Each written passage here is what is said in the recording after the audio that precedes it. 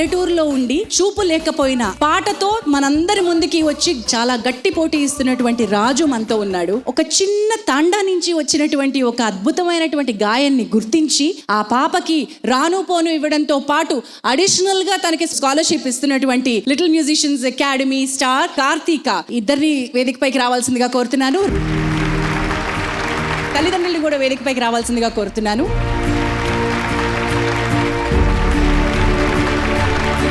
రాజు, ఎలా అనిపిస్తుంది ఈ రోజు? చాలా బాగా అనిపిస్తుంది మేడం. ఎక్కడి నుంచి వచ్చావు రాజు? శంషాబాద్ మండలం, రంగారెడ్డి జిల్లా, గంస్మియగూడ మేడం మాది. 5-6 బస్సులు ఎక్కి వస్తాను ఇక్కడికి. నేను ఎవ్రీ సండే 10 o'clock కల్లా ఇక్కడ ఉంటాను. ఆయన దగ్గర నేర్చుకోవడం అంటే చాలా అదృష్టం నాకు. 14 సంవత్సరాలు అవుతుంది నేను ఇక్కడ జాయిన్ అయ్యి. ఒక సినిమాలో కూడా పాడాడండి. పలాస 1978 మూవీలో పాడాను మేడం. ప్రీ రిలీజ్లో మీరే యాంకర్, నాకు గుర్తుంది. థ్యాంక్ యూ నాన్న, థ్యాంక్ యూ. అమ్మ, మీరేం చేస్తారు? ఏమవుతాడు? నా కొడుకమ్మ. కొడుకు ఇంత బాగా పాడుతున్నాడు, నీకు ఎట్లా అనిపిస్తుందమ్మా? నాకు మంచిగా అనిపిస్తుందమ్మా. పాడతాడని మొదటి నుంచి తెలుసా అమ్మా నీకు? తొలుత సంది చిన్నగా ఉన్నప్పటి సంది వాడతాడమ్మా.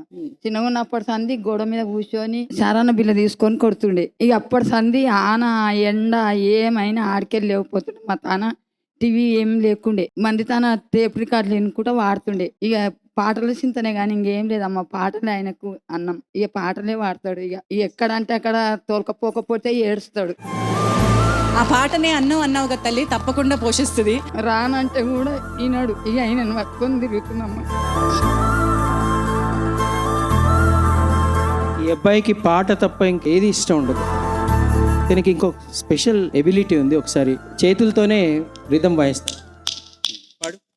చీకటితో వెలుగే చెప్పాను నేనున్నానని, ఓటమితో గెలుపే చెప్పాను నేనున్నానని, నేనున్నానని, నీకేం కాదని, నిన్నటి రాతని మార్చేస్తానని. ఝాన్సీ గారు, వీళ్ళిద్దరే ఉంటారు, వీళ్ళకి ఎవరు లేరు. వర్షాకాలంలో వీళ్ళ ఇల్లు కూలిపోయింది. ఇక్కడ నాకు ఉన్న ఈ పెద్దలందరి సహకారంతో ఇప్పుడు ఎల్ఎంఏ నుంచి వీళ్ళకి ఇల్లు కట్టిస్తుంది. ఒక చిన్న పెంకుటిల్లో ఉంటాడు. సంగీతం పాడడం తప్ప ఇంకా ఏది చేయడు. ఆ చివరి ఊపిరి దాకా పాట పాడడమే ఇతని పని అంతే. అందుకే ఎల్ఎంఏలో చక్కగా నేర్చుకుంటున్నాడు. మృదంగం కూడా నేర్చుకుంటున్నాడు అండి. ఇప్పుడు డిప్లొమా ఎగ్జామ్కి ఇస్తున్నాడు. మంచి పిల్లాడు రాజు. మరి కార్తీక, నువ్వెక్కడి నుంచి వచ్చావు? నీ కథ ఏంటో చెప్పు. అందరికీ నమస్కారం. నా పేరు కార్తిక.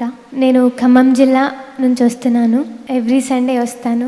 ఎవ్రీ సండే ఖమ్మం నుంచి రావాలంటే ఎంతో కొంత ఖర్చు ఉంటుంది. ఎలా భరిస్తున్నారు ఇవన్నీ మీరు? ఒకసారి ఇస్తున్నారు. పాప ఎలా పాడుతుంది ఇప్పుడు? అంతకు ముందుకి ఇప్పటికి మార్పు? ఇప్పుడు బాగా ఈ అమ్మాయి ఇల్లిందు అని ఖమ్మం జిల్లాలో ఒక బంజారా తాండాలో పుట్టిన బిడ్డ, అడవి బిడ్డ. కుందన బొమ్మలా ఉంటుంది, అంత బాగా పాడుతుంది. వాళ్ళ నాన్నగారు తీసుకొని వస్తారు. ఒక 6-7 గంటలు ప్రయాణం చేసి వస్తారు. ఈ అమ్మాయికి బాగా నేర్పించాక ఒక పాట రికార్డ్ చేసి సార్కి పంపించాను, కీరవాణి సార్కి. సార్ ఇలా ఉందని ఆయనకు చెప్తే వెంటనే స్పందించి నెక్స్ట్ అమ్మాయిని తీసుకొని రండి నా దగ్గరికి, నేను నా టీంలో చేర్చుకుంటానని మా సార్ చెప్పడం జరిగింది. తన అదృష్టం ఇంకా. సో చాలా చక్కగా కుందన బొమ్మలాగా ఎలా ఉంటుందో అంత బాగా పాడుతుంది అమ్మాయి. ఏం చేస్తూ ఉంటావో అనుకుంటూ ఉంటాను ప్రతి నిమిషము. నేను నా గుండె ఏనాడో చేజారిపోయింది. నీ నీడగా మారే నా వైపు రాదంది.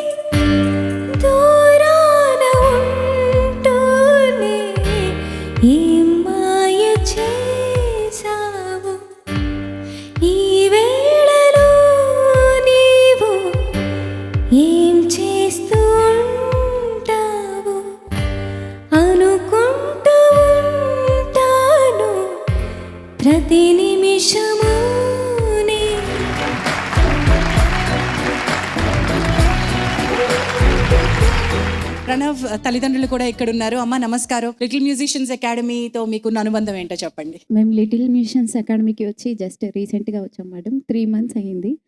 వాళ్ళ ఫ్రెండ్ రవి అన్నయ్య అని తన ద్వారా తెలిస్తే సార్ దగ్గరికి డైరెక్ట్గా వచ్చాం. బట్ సార్ దగ్గరికి రాగానే సార్ తన గొంతు విని తన్ని టేకప్ చేశారు. అసలు ఆ రోజు చాలా సంతోషం వేసింది. బాబు సంగీత విశారద 3rd year చేస్తున్నారు. అండ్ తబలా బాగా ప్లే చేస్తాడు. తబలాలో 4th year చేస్తున్నాడు.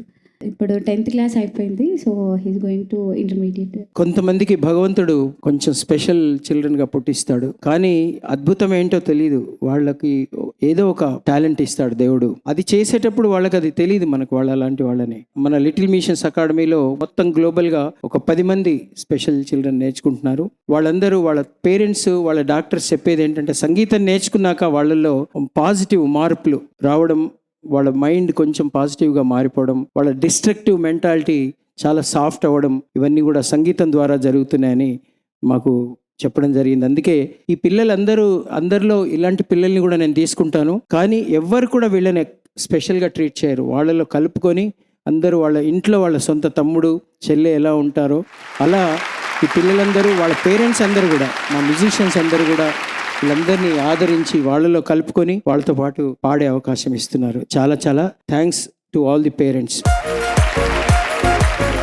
నువ్వు ఎక్కడి నుంచి వచ్చావు తల్లి? నీ పేరేంటి? నా పేరు గంగా ఆర్తిశ్రీ. నేను కడప నుంచి వస్తున్నాను. ఈ అమ్మాయి ఎవ్రీ వీక్ కడప నుంచి వస్తుందండి. ప్రతి వారం రాత్రి బస్సు ఎక్కి వాళ్ళ నాన్నతో పొద్దున వస్తుంది, నేర్చుకొని సాయంత్రం బస్సు ఎక్కి మళ్ళీ కడపకి వెళ్ళిపోతుంది ఎవ్రీ వీక్. ఈ హైదరాబాద్ పిల్లలన్నా ఎప్పుడైనా కొంచెం డుమ్మా కొడతారేమో కానీ ఈ అమ్మాయి ఎప్పుడు డుమ్మా కొట్టదు. ఒకరోజు ఈ అమ్మాయికి జ్వరం వచ్చి వెళ్ళొద్దంటే కూడా వినకుండా వెళ్తానంటే నాకు ఫోన్ చేస్తే అమ్మాయిని వద్దమ్మా ఉండు అంటే అప్పుడు ఉండిపోయింది. ఇంత ఇంట్రెస్ట్ ఉన్న వాళ్ళకి తప్పకుండా ఫ్యూచర్ ఉంటుంది. అందరికీ నమస్కారం. నేను ఆదిలాబాద్ నుంచి వస్తాను. ఆదిలాబాద్ నుంచి వస్తుంది అమ్మాయి. థ్యాంక్ యూ అండి. రామాచారి గారిని, సుజాత గారిని ఈ తల్లిదండ్రులకి ఓ చిరు సత్కారం ఇవ్వాల్సిందిగా కోరుతున్నాను.